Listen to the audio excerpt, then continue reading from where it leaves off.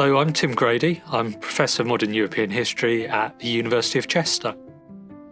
I've got this really lovely metal plate, and what it is a plate from the First World War, so the 1914-1918 conflict, and it was made by a German prisoner of war. The plate itself originally was a saucepan lid. Somehow this German POW's got hold of this lid, and then he's done some quite intricate metal work onto it. And he's taken the lid, you can see on the top of it hammer marks where he's sort of flattened out the metal slightly and then curved the corners, the edges of it, to curve it down. This has allowed it to have a kind of more of a plate-like form, plate-like structure.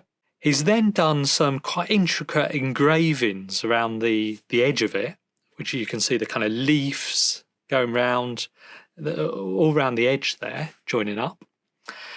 And then the other thing to note is that the saucepan lid, the handle itself, which you'd have used to pick up, has been removed. You can still see the rivets in the middle where the handle would have been connected, but that's been taken out to give it a flat structure. We don't know who the actual POW was. There were at any time 3,000 to 4,000 POWs in Handforth POW camp, and the POWs that were in the camp rotated quite a lot. They weren't there for the whole period. So that meant you had thousands of POWs that passed through this camp. And the camp itself existed from 1914 to the end of 1919. So it's a needle in a haystack to work out exactly who did produce it. All we can really say that it was a German POW in this camp. You've got two big groups of prisoners who end up in POW camps in this country.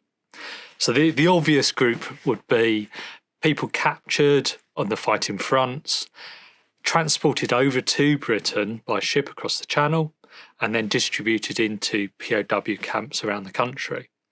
That's your first group. But there's also a second group of internees, a kind of smaller group, which would be so-called enemy aliens. And that is, if you like, civilians who've been locked up. Now, these would be people generally who've lived in Britain before the war started, happened to be in the wrong place at the wrong time. They're regarded as the enemy, and then they're interned. Life in the camps itself is a kind of question that historians have obviously looked at a lot. How did German POWs experience time behind wire? I mean, on the whole, the general feeling is that life in the British POW camps was reasonable, that examples of mistreatment were reasonably rare. That's the general sense. And all the POW camps were observed by neutral observers who came and visited them, inspected the camps, and wrote reports in terms of what life was like behind the wire. However, it certainly wasn't pleasant being in a POW camp. And I think the biggest problem that most people suffered was one of boredom. You've gone from quite an active lifestyle to one being behind wire. You've gone from a lifestyle with, if you're an internee, you've gone from a civilian lifestyle with family, with friends, and then you're locked away without them. And it's that seemed to be the biggest challenge for people's health. And to the extent that what got labelled during the First World War was a kind of affliction that people suffered, a so-called barbed wire disease, where people's mental health really collapsed because they couldn't cope with this time behind wire. And I suppose the biggest problem, therefore, was one of boredom. And that, if you like, brings us back to this plate. Because why did somebody spend their time beating a saucepan lid into, a decorative metal plate? The answer is they were presumably very bored. They needed to do something to pass their time. And producing that plate probably took them hours, days, weeks to do. It was a way of passing the time. What else did people do behind wire? Well, there was a variety of things and opportunities, I suppose, that people had, or ways that people found to pass the time. One was sport. There were a lot of sports that took place in POW camps. We got, lots of images or photos of football teams, gymnastics groups, and so forth. Another opportunity or activity that people did in a lot of camps was that of theatre. Acting really seemed to be really popular. The POWs produce their own stages, they put on their own plays, their own theatre productions. There's loads of photographs of these, there's flyers, posters that have been preserved of some of the plays that were put on. And I suppose another activity that happened in a lot of camps was education. You've got people from all different backgrounds in these camps, different experiences, different sort of knowledge sets that they can offer. And quite often, POWs would kind of share this through a kind of, if you like, a kind of prisoner university where they're sharing that knowledge, they're sharing what they know with other POWs, history, language, literature. So people are learning while behind wire. A final thought, I suppose a final way that people passed the time was work. There was often work within the camps, but work outside of the camps was only allowed, the British only allowed this later on in the war.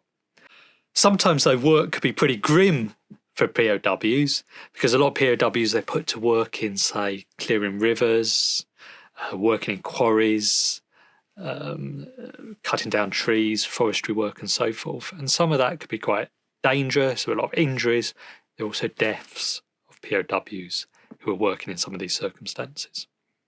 The war ends November 1918 with the armistice. Armistice is signed. That's not the formal end to the war, but it does stop the fighting on the front lines. The British, though, and the French decide to keep their POWs for the time being. And the reason for that is they're waiting for the formal peace treaties to be signed. So, which comes through with the Paris Peace Treaties, the Versailles Treaty in 1919. And I suppose they're kind of holding the POWs until then because they want to make sure that the Germans are going to sign and the war's going to formally end. That proves then particularly demoralising for the POWs still in British hands because they know the fighting stopped. They know other German soldiers are being demobilised and sent back home, yet they're still POWs. They're still in military uniform, in British POW camps. They're not going back to their families and friends and places of work. They're sitting on as prisoners of war, but there's no war being fought.